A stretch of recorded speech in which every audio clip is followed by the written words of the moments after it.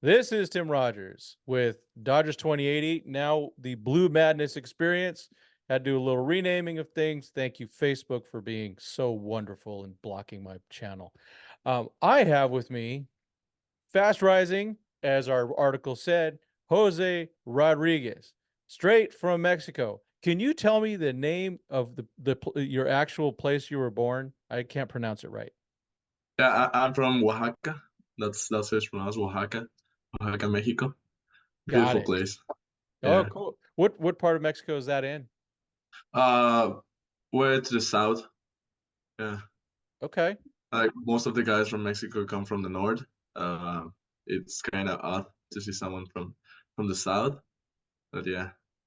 Cool. Yeah, we've had, I mean, obviously a lot of guys roll through the Dodgers organization, with obviously starting with Fernando Valenzuela. Are you familiar with that whole story? Yeah. Of course. Okay. Even in the South, is he a big hero down there too? Yeah, I mean, whole Mexican baseball. He's a really big figure, so we all know who he is.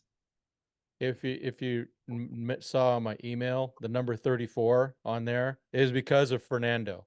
So he's Oh, my yeah, ultimate okay. favorite also. Yeah. Yeah. And also Bo Jackson wore that number when he was with the Raiders. Um, that was a good time to watch sports. Okay, well, welcome, Jose. It has been kind of I think it was a couple months ago. I go, hey, I'd like to interview you. You do in Spanish. You're like, what do you mean? I can do this in English. So very cool. And then, I have been week getting up there to Rancho, and then as about to reach out to you, the good news comes in that you get promoted to Great Lakes, and so now you are with the Loons, and just it's been, I think, an amazing ride. Um, Last year, I remember you came up. It's like, who is this guy? And then you start seeing your stuff, it's like, oh, this is looking good. And then it seems like you came into this season on fire.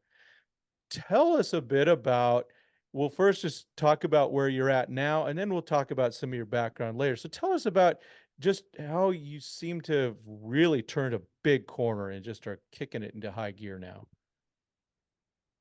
Well, it's been this last couple of years, like this year and last year, a lot of changes, turns. Since I signed with the Dodgers, I've been a reliever, and with like the development I had last year with my pitches and my velo and all that, well, they took the decision to get me in the role of a starter and long reliever. The situation uh, it demands, but like mostly as a starter, and it's been really cool. I like how it's going. I've been learning a lot. Mostly this year, I've been learning more about how to pitch, and I like it. I like. Yeah, I mean, obviously the Dodgers have, starting from the very top, they have Mark Pryor as the major league pitching coach, and then it just starts really flowing down. I mean, Connor McGinnis, I met Connor in what 2019 and he was at Rancho, and now he's with the big leagues. You have, of course, Ramon Troncoso, former major league pitcher with the Dodgers. You have Sean Coyne. There's another Rob Hill comes by. So now who that's a Rancho now. What about at Great Lakes? Who's the pitching coaches there? Here, the pitching coaches are David Anderson and Richard Dos Santos. Both Okay, great guys. Love what they have for me. cool. I haven't met them yet. What about in spring training? Like, was there any coaches that were really working with you over the last couple years in your development? Yeah, well, since I was in the DR, I've worked with the coaches over there. Also, when I got to ACL, there was Andres Urbina, and Luis Vasquez, both Latins, and they helped me a lot. But also, since I got to the ACL, uh, I've been working a lot with Ian Walsh, Rob Hill, Brent Minta, those guys that helped me develop my velo mostly, and also my pitches, and they helped me a lot these last years. Yeah, and then were there, I mean, your motion. So people go watch some video of Jose. I've got some shorts and stuff of him. Um, did they mess with your overall mechanics? I mean, because you really turn your back to the batter. You're hiding that ball really well. And did they mess with that at all, or did they, what they do with that? Yeah, that was a change we did last year. As soon as I got to the ACL, me and other two Mexicans were like they made us do a velo program Hmm. to get the velo higher, and I was talking to with Walsh about how I felt like my mechanics on the mound were a little linear, and I wasn't transferring all my energy, and that's where when we started thinking about like doing the motion more like Chapman, and then the idea mostly of like going like Josh Hader. Yeah. And that's how I started thinking about that and getting that delivery like that. And it's the Yeah, I mean, because like I said, it really hides the ball well. And so for the uninformed, Jose, you are 6'6", correct? yeah. Oh, I was, I don't really know if 6'6" or 6'7", but Okay. yeah. So not only when he pitches, he turns his back to you. He's showing you, at least when you were here, it was 49. You were showing the number. I think you're 12 now, but shows the number big time, and then he comes at you, big long stride. I mean, I think your velocity last I heard was around 97. That's perceived. That's not the perceived velocity, because with the extra extension, the extra just how are you going to pick up that stuff? I mean, I've actually, I've taken video of you from pretty close to the catcher as I could during warmups, and it's like I don't want to face that, especially as a right-hander. I do not want to see that, because it is tough to pick that ball up. And I think that's obviously a huge advantage. And maybe that's a byproduct also of getting that extra velocity. But it seems like it's also putting, with that type of mechanic, it's putting more emphasis on the body and not just on the arm to get all that extra leverage. Yeah. Okay. So we've talked a little bit about where you're at and how much you've progressed. Let's do a little background. So, born in Mexico, I can't say it yet. You'll have to tell me a couple times again on how to say it. Um, but tell us about your growth a little bit and how you came to be a Dodger. Okay. Well, yeah, I was born in Oaxaca, and Oaxaca. uh, yeah, exactly. And at first of all, like all my love to this sport came from my dad. My dad played pro ball in Mexico several years, and he was a GM in a team in Mexico. Hmm. He's not anymore, but he was for a long time. And I grew up like being around the team all the time, training with the team really young. And I signed when I was 16. I signed with Diablos Rojos del Mexico. Okay. I was in the academy with them, couple in the academy in Oaxaca, and then in the academy of Mexican League in Monterrey. And that's where the scouts started watching me. Then in a showcase back in 2019, that's where the contract sealed. I signed that year in 2019, and well, I was kind of stuck in the DR since 2019 to 2022 Hmm. until last year I finally came to the US. Awesome. I mean, that's quite a story. I mean, being in the DR, obviously, not that it's a bad place, but it's like you're not making the progress you wanted to make. And of course, that 2020 season, I'm sure, was not anyone's favorite thing to for anyone's progress. Okay, so then in 2023, you're in the ACL, you're making the progress. What I'm trying to remember when you came up last year into single A. It was at the series of regular season. I just pitched Okay. once. That's the only outing I had It was against Visalia, and that was the last series. And Yeah.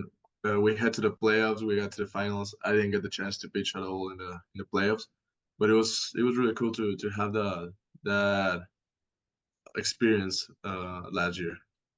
Yeah. And then, this season you just there's been a yeah, I mean a couple of blips during the season that's kind of skewed some of your numbers a bit. Um let's talk a little bit about the blips where it's Yeah. like, that's not the start I wanted. What in your mind is the do you think is what, when you're not on? What are you feeling when you're not on? Well, couple of those outings, I feel like they were good because I pitched against good teams like Modesto. It was a really hard team to pitch against and made me learn a lot from them. But I had one outing against Visalia that I feel like has been the worst I had this season. I threw 3.2 and gave up seven runs. But I feel like I I think about that outing as also gathering experience, since it's my first season as a starter. I didn't had that feeling of facing the same lineup 2 or 3 times, Yeah. and they knowing me. I know I'm learning from them too, and during that outing specifically, I felt like I wasn't getting ahead in the game. I wasn't feeling as focused as the first innings, and I've been learning from that how to Cool. how to stay in the game, how to stay, um, um, well, my head in the game and thinking about what they're doing. Yeah, I mean, the second time, third time around, I think that's a test of your stuff as you're learning. Um, Now, okay, so we talked basically a little bit about negative. Let's talk about all the positive. So your strikeout numbers have been fantastic. And I'm trying to pull them up right now. Um, because in general, I mean, you had, your first start with the Loons wasn't your favorite, I'm sure, but you've been dominating since. And so, again, it just seems like, I don't know who, let's just chalk it up to nerves or something like that. But so real quick, 46.2 innings, 77 strikeouts. That's what, over 1.5 per inning. That's impressive. I mean, that's just, though, and I'm even though I can never throw hard, I'm a heat junkie. I'm a strikeout junkie. Um, it's fun to watch. And then now it looks like, at least with Great Lakes, you haven't, quote, started a game, but it looks like you're doing the piggyback thing. Yeah, yeah. I Who's your haven't had a partner? chance Who's your piggyback partner? the other Mexican Christian Romero. He's Hmm. been doing great all Yeah, season. Christian. He was great last year for us. So I've been pitching after him. Okay, and then you've been going what, 3, 4 innings basically? Yeah, in these 4 outings I had here in Great Lakes, the first one was just 1.2. Then I had 2 outings of 3 innings, Yep. where in one Christian went 4, then uh, Brannig went 1. I threw from the 6th to the 8th, and then I finished the game. Well, you got to And say, then, I guess you pitched last night, yeah, right? I pitched last night. That's right. Okay. Who QC Quad Yep. Cities, right? So last night you pitched 4.1 innings against Quad Cities. You followed Christian again, I'm assuming. Well, he threw only 2 innings. Oh, okay. Then John in the game, and I followed him. Okay. And then so let's the line, 4.1 innings, which for the uneducated, it's 4 1/3 innings. 3 hits, only one walk, and 5 strikeouts. So I want to talk about walks for a minute. because, I look at your numbers and going, just at Great Lakes, 3 walks in 12 innings.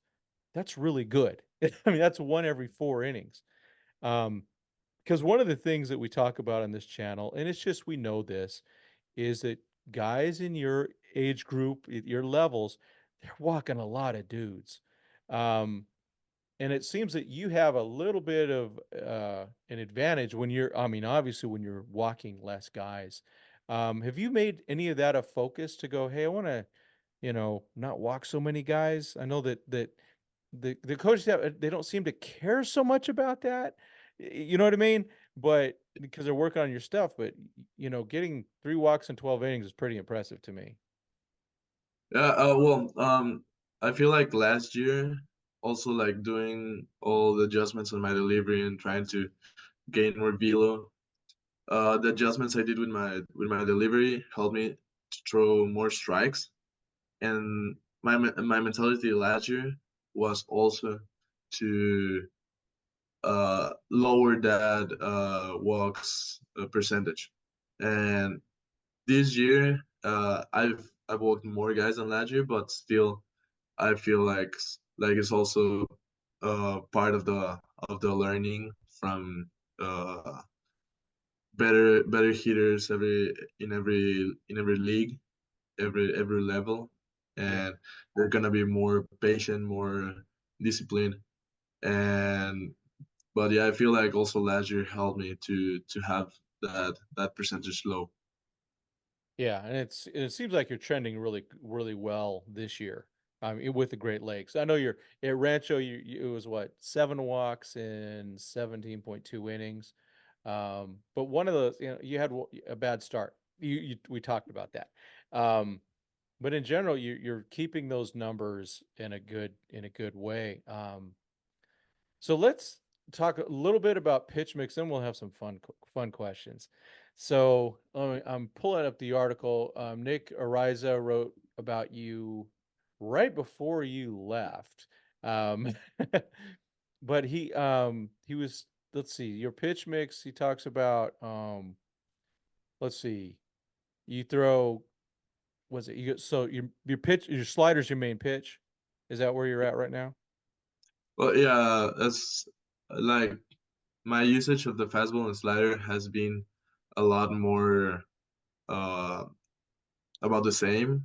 Okay. Still, I use a lot more my fastball. What? Well, yeah, I use my four seam. Mhm. That's the main pitch I use. Um, I've been also adding this year a two seam. My sliders, my most used secondary pitch, and like the pitch I feel I have the most swing and miss rate, and also more confident to get in the zone. But also, a new weapon I added this year was developing more my changeup, and it's been also really great. Mostly against lefties. I sometimes do it against righties, but mostly against lefties. It's a really good weapon to attack with.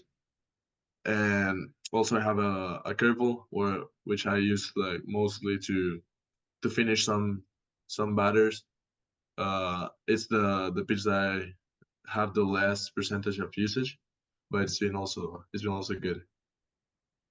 Yeah, I mean, as a starter, of course, now you have to you have more in the arsenal. Um, and yeah, developing those obviously is a huge thing. And God, changeup is people think it's so easy to throw. It's one of the hardest pitches to throw. I mean, you're going, I want everything to look exactly the same, but I want the ball coming about 10 miles an hour slower. Yeah, for me it was kind of difficult because the last 4 years, 3 years since I signed, Mhm. I I've been trying to throw a changeup, but it was kind of hard for me because I used to get in the ground all the time and not being able to control it until last year where I started throwing it more for strike. And now that I felt the confidence of throwing it, this offseason I just wanted to add more and less velo. So when did you, let's go back to some fun, little bit of just some history. So first time you came to the United States was when? Last year during extended in 2023 during Oh, extended. okay. Oh, very cool. Um, so that would be in Arizona. Um, what do you like? Okay, what's your favorite American restaurant? Mm, probably can be either Chick-fil-A or Racing Canes. Yeah. Oh gosh. Yeah, Okay. Which sauce do you like better, the Raising Cane sauce or the Chick-fil-A sauce? no Racing Canes. Yeah, it's so good. Yeah, I always order the 21-ounce cup. Oh, you're that guy. Yeah, Yeah, yeah. baby. Yeah, us old guys that are fighting their weight can't do that, man. You're fortunate you're able to get just pound that stuff. That's awesome. Um, and then so so you're last year you're in Arizona for the first time, and then you get to Rancho at the end of the season. You probably didn't. Did you know too many of the teammates? Because a lot of those guys were like right out of college and had been moved up. Well, I knew most of the Latins because Okay. I've met them in the DR, and I knew some of the Americans because they were either at the start of extended and they got promoted during the season, but I didn't know a couple of guys. Yeah. And I didn't know Shoemaker, I didn't know Coin. I met them last year. Oh, okay. That's kind of important, right? Yeah. Let's see, is Okoye's up there at Great Lakes, right? Who? Okoye Dixon? Yeah, yeah, yeah. Yeah, Okay, he's here. he's a good dude. And then Yeah, also, yeah. wait, your third base. Oh my gosh, he's slipping my mind. Third base coach. Mm. Well, Jair is almost all the time in third base. At third base is Celian. Oh, yes. Yep. There you go. Um, yeah, he played major leagues also. Um, and then what are you so Great Lakes, so who's your room dog? Who you rooming with? Romero with Christian. All right, cool. Yeah, Very cool. Got the Mexican madness going on there with the blue yeah, madness that's here. right. Um, and then so yeah, it sounds like my guess is you're going to stay at Great Lakes for at least another couple months before hopefully you get promoted again. What are your thoughts going in, what are you trying to, other than get promoted and get better, do you have some certain things you're trying to work on in 2024 to have just to just to really cement yourself as someone the Dodgers are going to go, I need to keep this guy, I need to move him up. Well, I'm still working a lot with my pitches. So yeah, I'm still working on getting like more consistency, yeah, either in movement or what part of the songs I want to throw them, or what in which moments, like what in which counts I I throw them. Um, Still working on learning how the swing pads work, how they adjust the pitches, where can I attack the guys, as, knowing them by their hit zones, and there's still a lot to learn here or with, in which level they want me. Okay, well, cool. Well, I mean, you again, you're making an impact. People are starting to really notice. Have you noticed that you're getting a little more attention now from people like me? Well, yeah, yeah, I feel like this year has been different about that.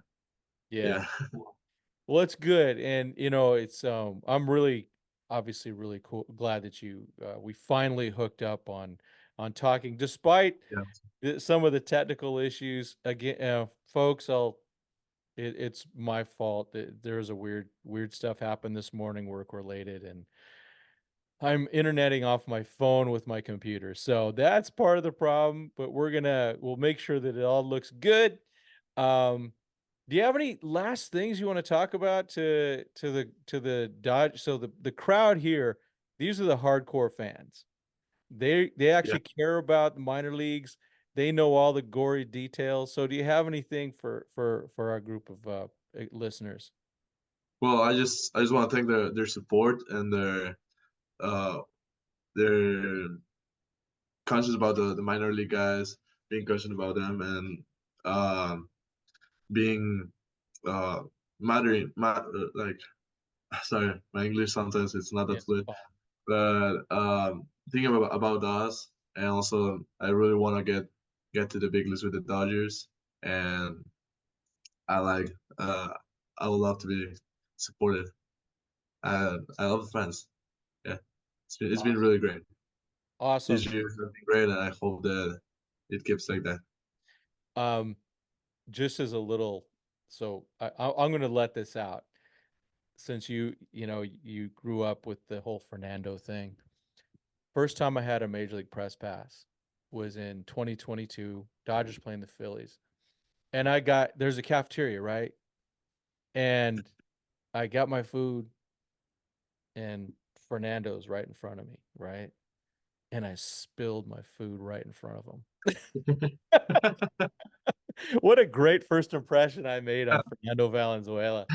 So when you get to meet Fernando, if you haven't already, I'm sure you're going to make a much better impression than I will. I hope so. I hope so.